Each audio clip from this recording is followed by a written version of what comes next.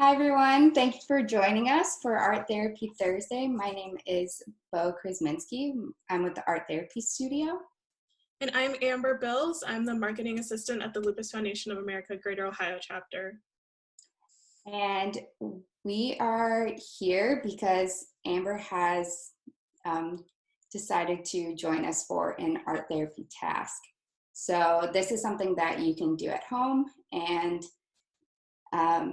this week, our task was designed by Art Therapy Studio, and it is to promote calming feelings and focusing.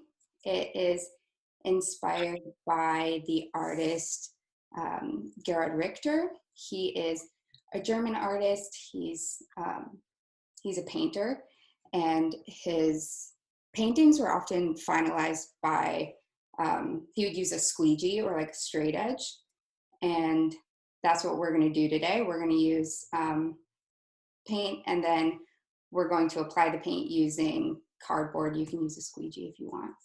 But we specifically are interested in Richter's techniques because they promote relaxation and those calming feelings and focusing, which I'll talk a little bit more about during the art making task.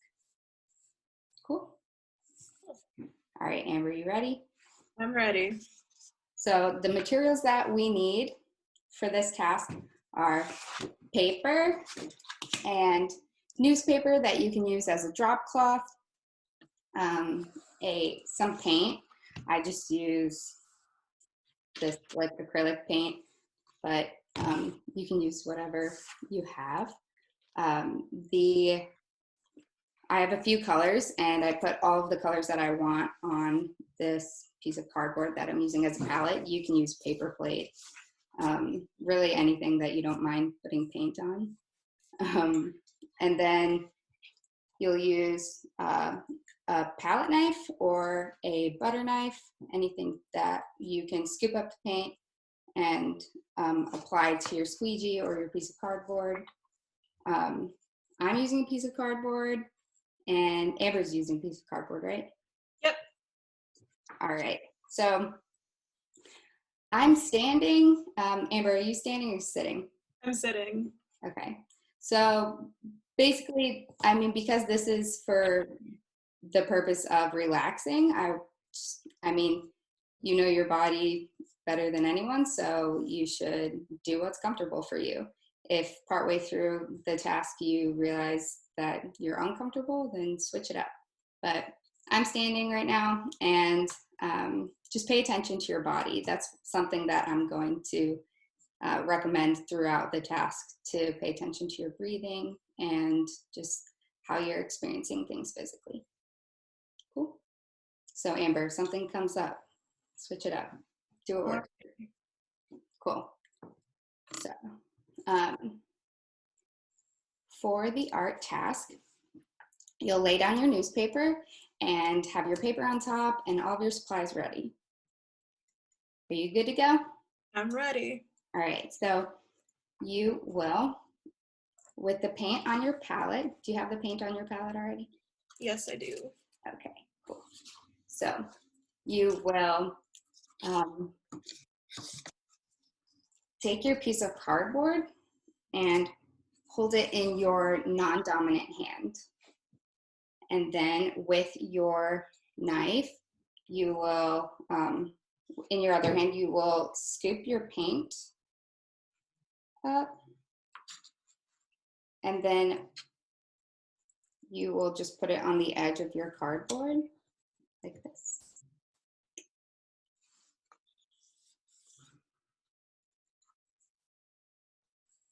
This is, I mean, you can do 2 colors at a time or as many as you want, but you're just going to put it on your cardboard so that you have a continuous bead of paint throughout the entire edge of the cardboard. The paint will mix, which is just something to anticipate. The purpose of this is to see how the paint kind of reacts to each other, and that's something to think about when you're choosing colors. You should pick colors that you enjoy and that are calming to you. If there are colors that kind of stress you out, then don't use those colors.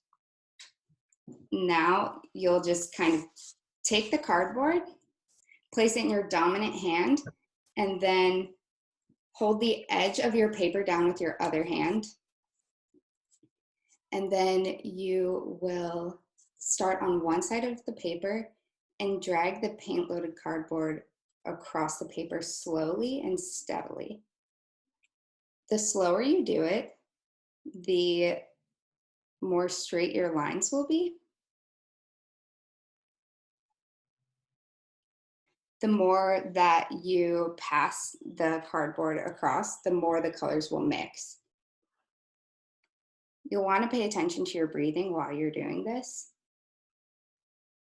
So you'll notice on mine, some of the lines are kind of wavy and wiggly. And that's because I'm talking while I'm doing it. The point of this is so that you can pay attention to your breathing. So you'll notice on mine that the colors are kind of wavy. How are your lines looking, Amber? A little wavy. I'm a little stressed out, but but it's going okay. Are you taking deep breaths? Need a reminder. Yeah. Mm-hmm. How's your painting going? It's coming along. It's coming together. You did a few passes of the cardboard on yours. Mm-hmm. What did you notice about the paint? I think it's getting a little stuck. I think it got easier to paint it as we went along, and I was a little less hesitant as it went along. Mm-hmm. Yeah, the lines got a little bit smoother the further into it we got, and the colors started to run together, but you could kind of control it with like how much pressure and how much control you have over it. Right, so when you look at your painting now, you can kind of see the amount of pressure that you've placed on certain points based on how the colors sort of mix together. Yeah. Yeah, so that's something that I think can be really telling of just how tense we are. So if we're applying more pressure, if you're trying more and more to control something, then your colors are probably going to mix more, and you're not going to get the streaks of color, the I don't know, where it might be like prettier, I guess. Mm-hmm. What else? What did you notice by your breathing?